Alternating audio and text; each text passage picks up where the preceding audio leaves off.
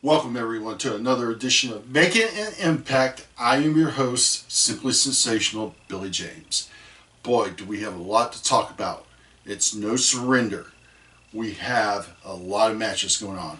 We have Bram taking on Mr. Anderson. Also, Galloway taking on Eli Drake. Gail Kim taking on all three members of the Dollhouse in a handicap match. Also, it's name versus career. It's Rockstar Spud versus the greatest man that ever lived, Austin Aries. If Aries loses, he is gone from TNA. If he wins, he gets the name Rockstar and Spud will just be Spud. And for the TNA World Heavyweight Championship, current TNA champion Ethan Carter III, EC3, defends against Matt Hardy in full Metal Mayhem. So we got a lot to talk about and much, much more. Also, as you know, it's been almost a week since the passing of the the one and only Roddy Piper, and it was nice to see TNA do a tribute to Roddy Piper.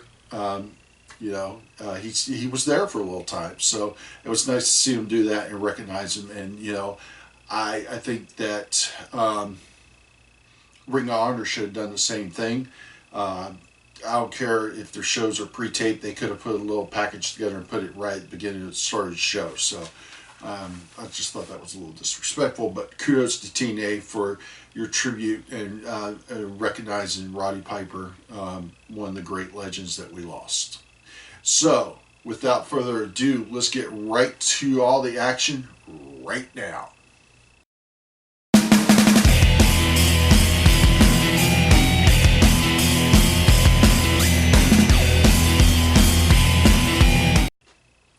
Okay, we had the first match of the night. Bram taking on Mr. Anderson. And of course, it was a brawl. Mr. Anderson was on the flurry, working over Bram, took him to the outside of the ring, rammed him into the ring post, and then hit him onto the ring apron. Bram was able to come back, and he unloaded onto Anderson. At one point in the match, Anderson tried for the Green Bay plunge, but Bram grabbed the ropes, was able to block it, which was a pretty cool move. He continued to work on Anderson on the outside of the ring, nailed him on the ring apron hard by sweeping his legs, then got him into the ring skirt and just went to town pounding him. Anderson made a little comeback, hit the Green Bay plunge, was going for a top rope move, but Bram caught him, stopped him, and hit a superplex off the top rope. And then from there, Bram was going to work on Anderson, hit a front face slam, and was meticulously beating the crap out of Anderson. But Anderson was able to roll through on a pin attempt, cradle Bram, and 1, 2, 3, Anderson gets the win. However, that wasn't the end of it. As Anderson's trying to go to the back after winning the match, he gets nailed in the back of the head with the microphone that Bram brought to him to the ring. Not bad match to start off. No surrender. It was average. It was more of a brawl match than anything else. There were some cool spots in the match, like the superplex off the top rope, but nothing really stood out in this match. Where does Anderson and Bram go from here? I assume they'll have another match. Maybe this feud will blow off at Bound for Glory. I don't know yet. None of the matches have officially been announced yet for Bound for Glory. But we'll just have to wait and see what's going to happen. But I think it's going to be within a couple of weeks. I'd say a week or two, we're going to see another match between Bram and Mr. Anderson. Maybe a hardcore match or a no rules match. We'll just have to wait and see what's going to happen. But if you missed the match, it's not a big deal that you missed it. If you want to go and watch it, go right ahead. But it's not, I would say, an absolute match you got to see.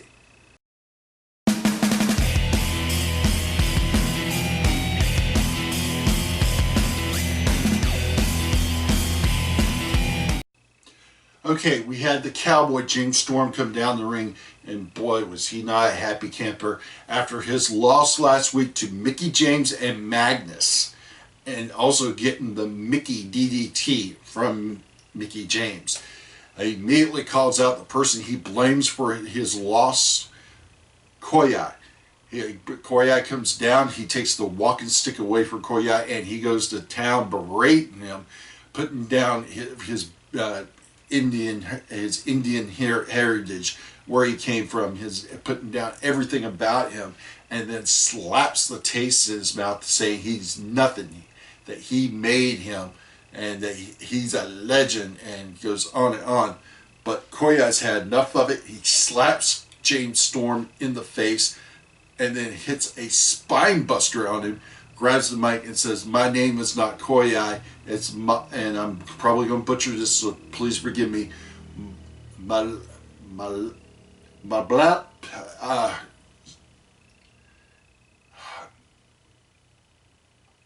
Shear is his last name. I can't pronounce his first name. I'm not going to try butchering it. But Shear stands up to James Storm and says, "Do not touch me ever again. Do not slap me ever again. I'm Shear. I'm proud of who I come from. I'm proud of being from India, and I'm proud of who I am, and you're never going to touch me again." And what happens is this sets up an unannounced match. Shear will be taking on the Cowboy James Storm later on tonight. Yeah, they had to do this because, as we've talked about in previous shows, the Cowboy James Storm is no longer with TNA. He is a free agent. I haven't heard of him signing with anybody, so anything's up in the air. He could show up at Pro Wrestling Syndicate. He could show up at Ring of Honor, NXT, or Global Force Wrestling. Who knows where the Cowboy James Storm's going to show up. Hopefully we'll see him back in TNA, but for now he's gone, and this match is to set up his departure, so it's going to be interesting.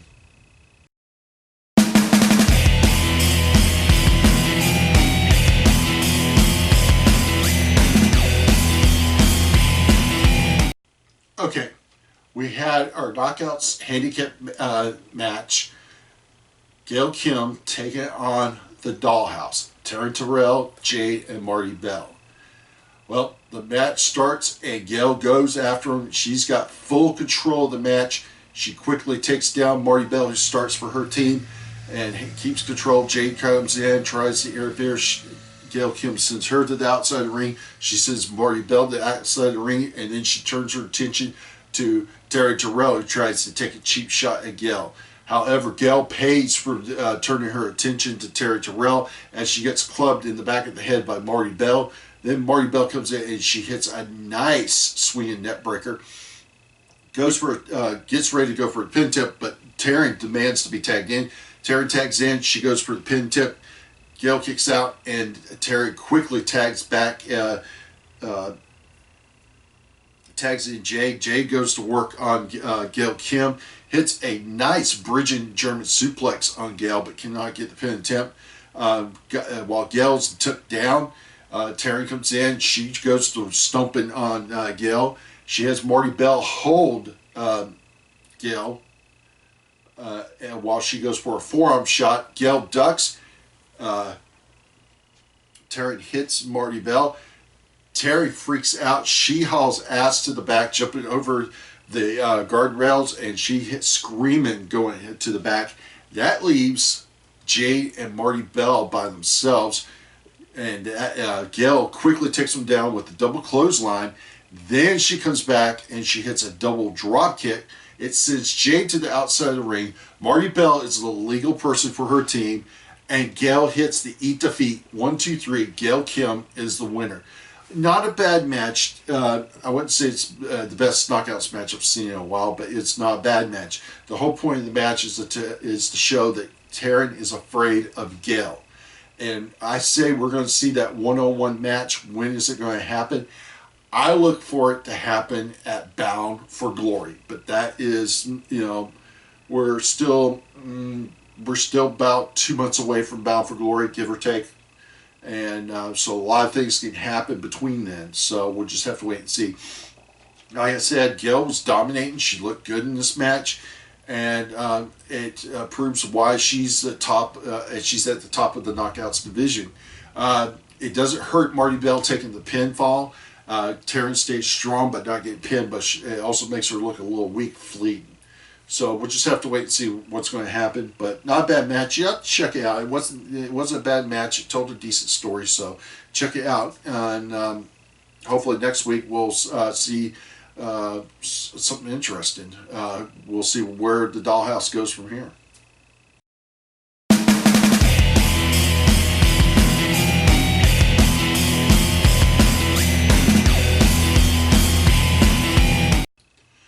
Okay, we had Eli Drake take it on Drew Galloway.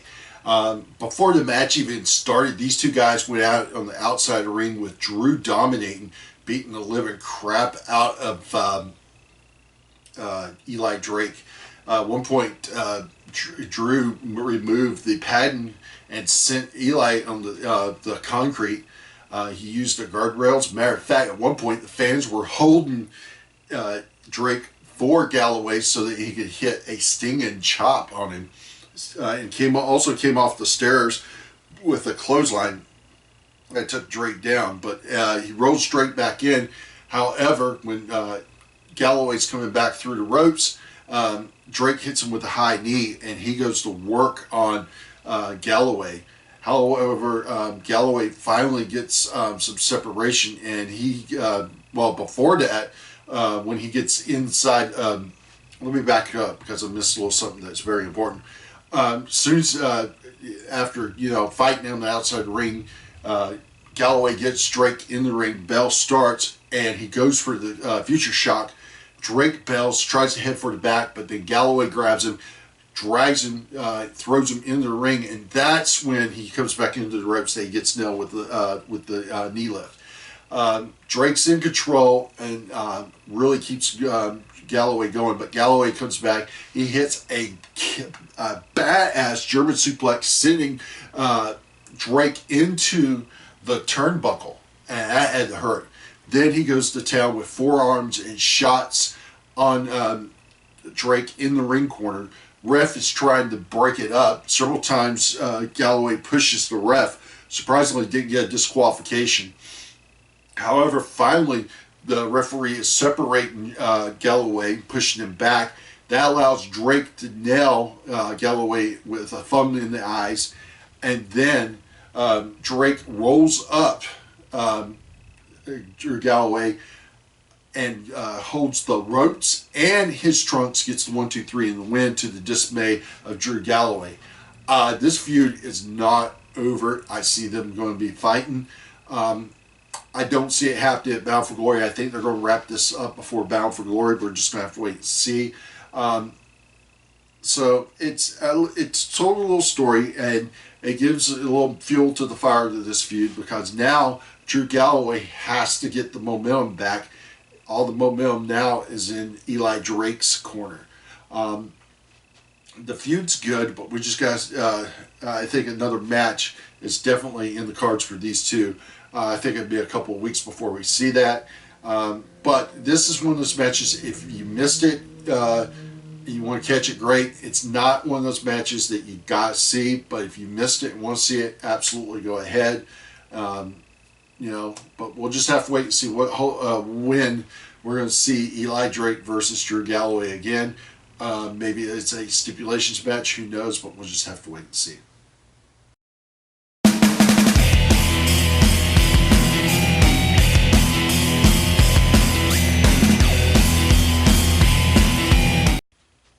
Okay, we had the match, career versus name.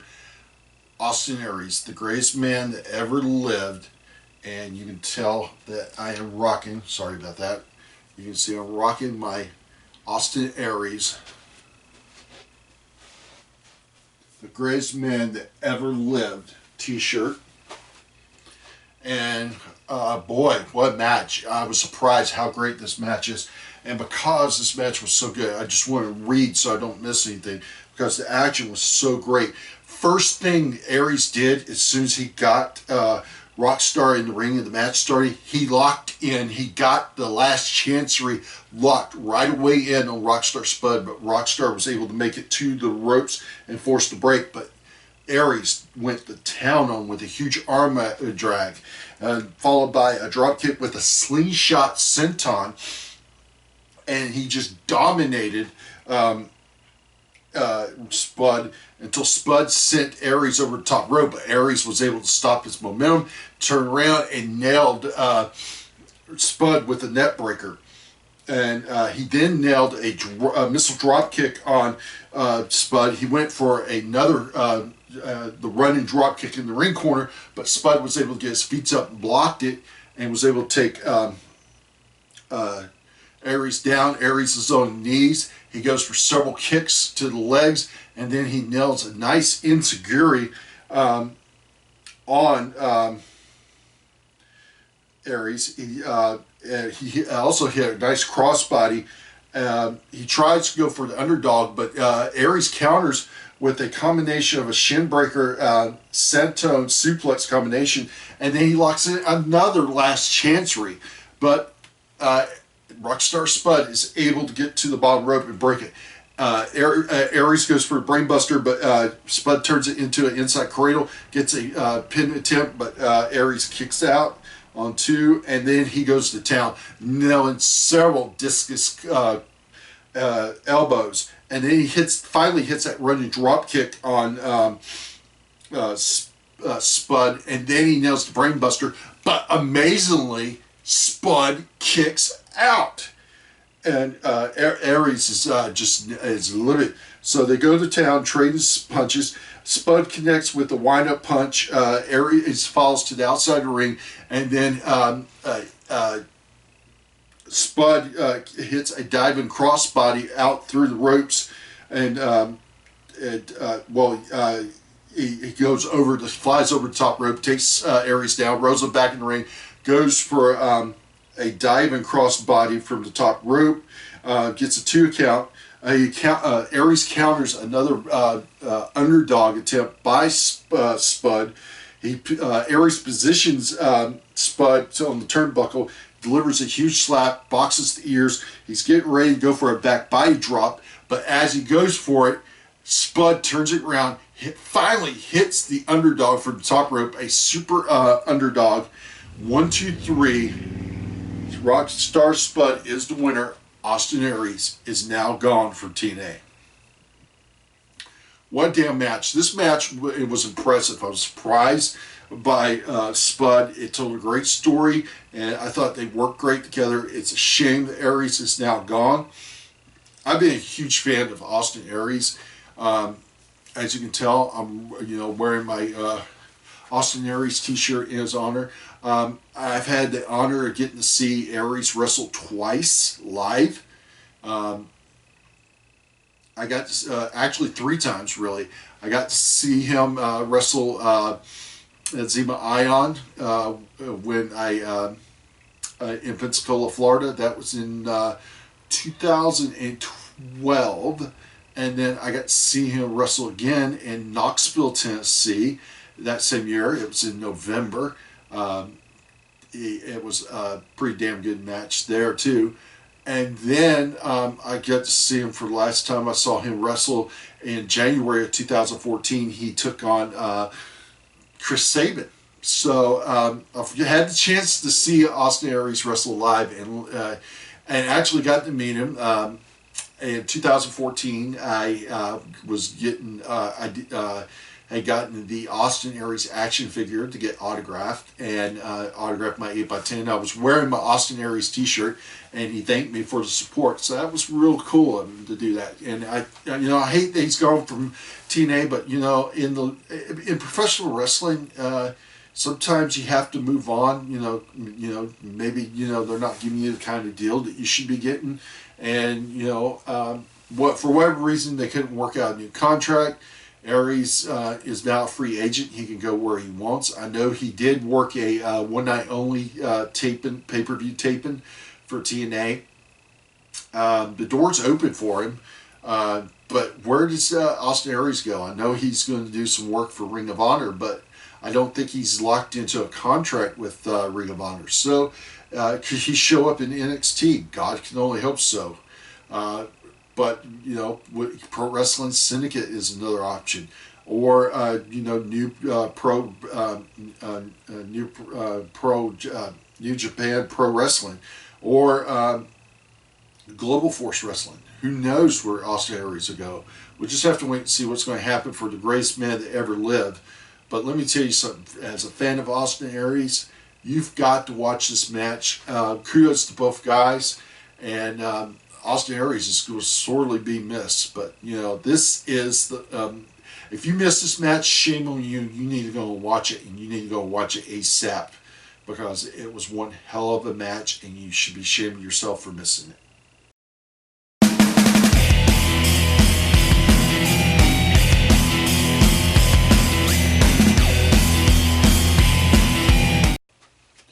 Okay, we had the match between the Cowboy, James Storm, and Bahata Shear.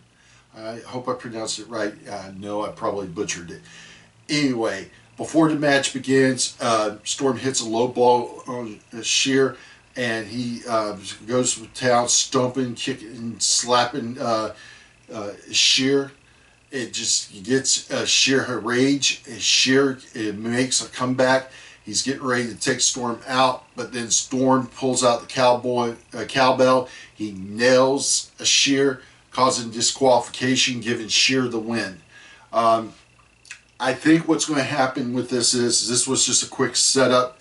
We know the dissensions there. Where there's the other two members of the Revolution fall, Manic and Abyss. Where is this going to happen? I look for Abyss and Manic to turn on Storm, and and we see a loser leave town match between Storm and Shear, and Storm, of course, will be gone. So we just have to wait and see when that's going to happen. But I guarantee you, we're going to see one more James Storm match. Will it be next week or the week after? I don't know, but we're just going to have to wait and see. This was more storyline than anything else than being an actual match. So if you missed it, it's not a big deal. But nevertheless, it's setting up the storyline progression, and I'm cool with that.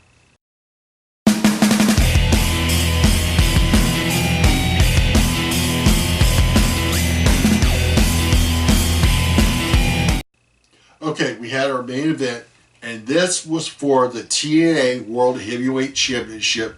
The current TNA World Heavyweight Champion, Ethan Carter III, EC3, defending against the number one contender, Matt Hardy, in full Metal Mayhem. A unique thing, Tyrus is not allowed to accompany EC3 to the ring, nor can Jeff Hardy come to the ring with Matt Hardy. It's a one-on-one match, and what a hell of a match it was. And I don't want to miss any of the action here, so forgive me if I'm glancing down at notes. But it was just very ambitious, and Matt Hardy just took it to the hammer. He started clubbing the EC3 with a series of shots and a running bulldog. EC3 was able to counter the side effect with the clothesline, and then he retrieved a chair from the outside of the ring and he drived it right into Hardy's abdomen, and then he brought it down across the back, and he started trash talking Matt Hardy as he drove him face first into the chair.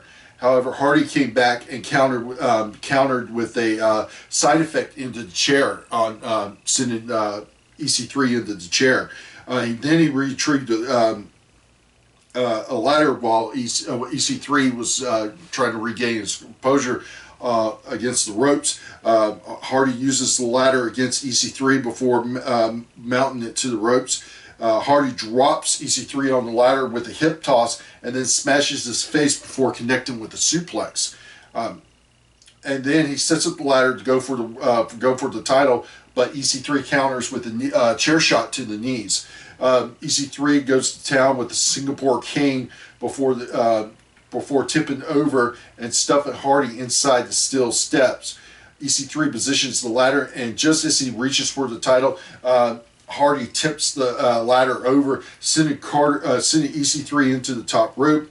Hardy drives the ladder into EC3's groin. Guarantee he's not getting laid.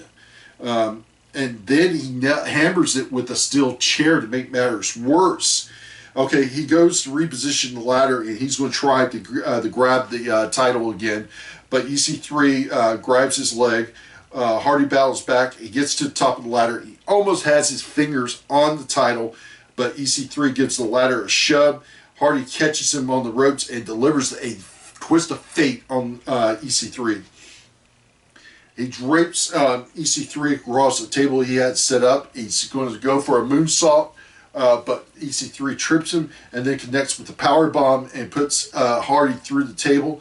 EC3 now tries to make his attempt for the title, but Hardy grabs his ankle. EC3 fends him off and returns to the ladder, but before he can secure the title, he gets powerbombed off of the ladder by Hardy.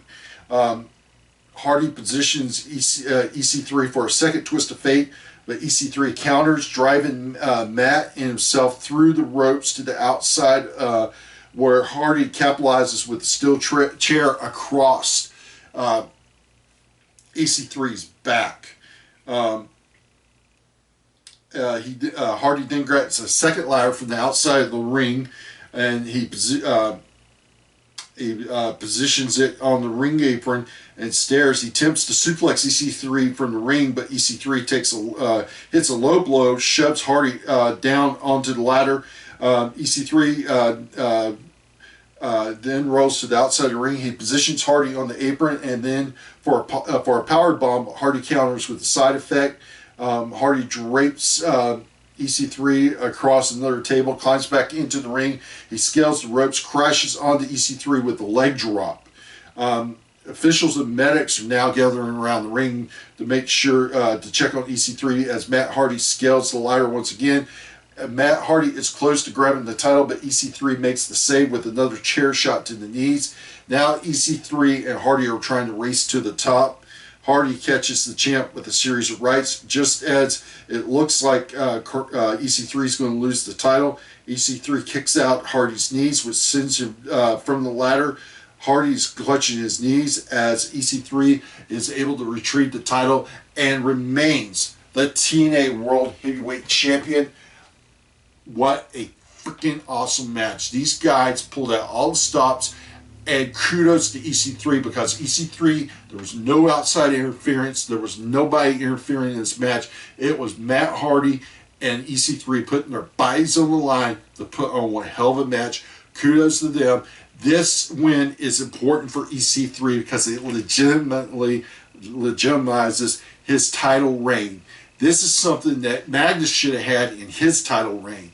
This is the way that they need to book EC3, and it's the right way. It's okay occasionally to have Tyrus interfere, but this is the kind of match that EC3 needed to prove that he is a champion to be recognized, and that he is legitimately deserving of being the TNA World Heavyweight Champion. And kudos to both Matt Hardy and EC3 because, boy, guys, you put on one hell of a match. And shame on you if you missed this match because it's one hell of a match. Get off your ass, go and watch it right now. If you can't, you should be able to find it on YouTube. If you've got a cable system and you have Destination America and you have like Comcast, it's on demand, so you need to go and watch it. There's no excuse. Go watch this match. It was freaking awesome.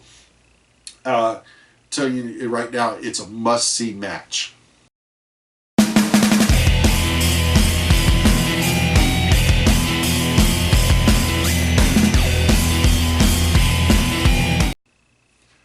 Okay, Superstars of the Week. Whoa, what less. EC3, Matt Hardy, Rockstar Spud, and of course, the greatest man that ever lived, Austin Aries.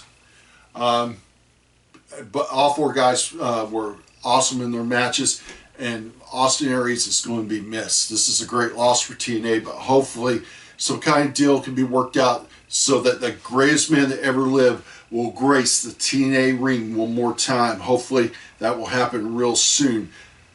And maybe we can see Austin Aries at Bound for Glory. So we'll just have to wait and see. EC3 legitimized his title reign in this match against Matt Hardy. Full Metal Mayhem. No excuses, no interference. Man-to-man, EC3 proved that he deserves to be the TNA World Heavyweight Champion. Rockstar Spud proved that he can go and that he got the biggest rub. And who better than the greatest man that ever lived, Austin Aries. So it was one hell of a rub to get.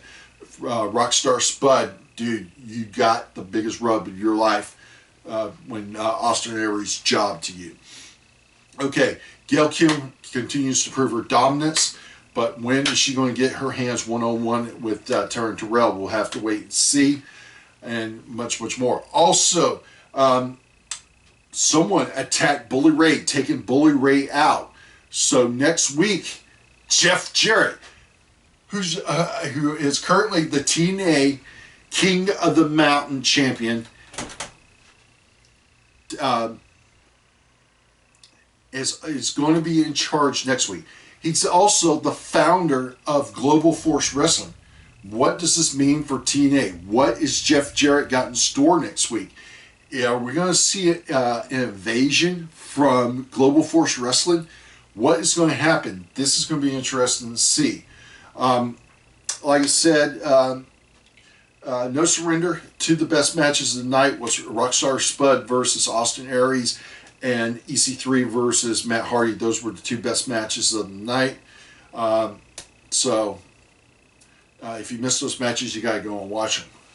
Okay, so that's it for this week's edition of Making an Impact.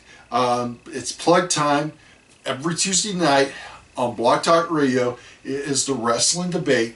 Join myself, my partner in crime, my good buddy, John P. Mayer, Sean the Shark Williams, Andrew B., and the Dirty Diva herself, Michelle, as we talk about everything from WWE, NXT, TNA, Ring of Honor, Pro Wrestling Syndicate, you name it, we talk about it.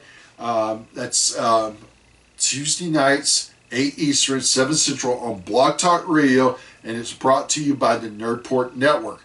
Also, on Wednesday nights, my good buddy, John P. Mayer, has his finger on the pulse of independent wrestling. John gets scores some great interviews with independent promoters and wrestlers, and you never know who he's going to have on there. I know he's had the Big O. He's had Brian Myers, formerly known as Kurt Hawkins in WWE. You got to check it out. It's Wednesday nights. It's on Blog Talk Radio, and it's brought to you by the Nerdport Network. You can check the Nerdport Network's Facebook page for the exact times. And on Thursday nights, it is Dirty Divas with the Dirty Divas themselves, Michelle and Liz, as they give a women's point of view on what's going on in the week of professional wrestling. That's every Thursday night on Blog Talk Radio. It's also brought to you by the Nerdport Network, and you can check the Nerdport Network's Facebook page for the exact times. Well, that's it for this week's Making an Impact. I've been your host, Simply Sensational Billy James, and we'll catch you all next week.